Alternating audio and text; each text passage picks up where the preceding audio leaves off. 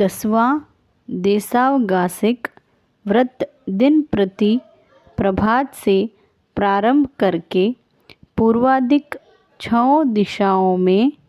जितनी भूमिका की मर्यादा रखी है उसके उपरांत 5 आश्रव सेवन निमित्त स्वेच्छा काया से आगे जाने तथा दूसरों को भेजने का पचखान। जाव अहोरत्तम द्विहम तिविहेनम न करेमि न कारवेमि मनसा वयसा कायसा तथा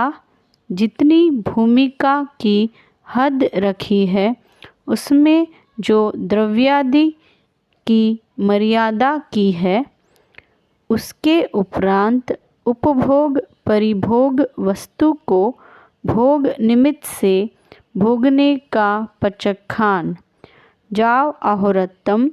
एकविहम तिविहेनम न करेमि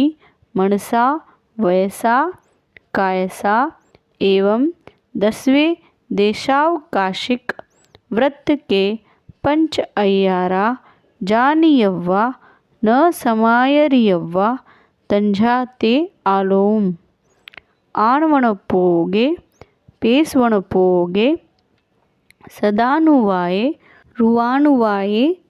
बहिया पुग्गल पक्खेवे जोमे देवसियो अय्यारो कवो तस्समिच्छामि दुक्कडम।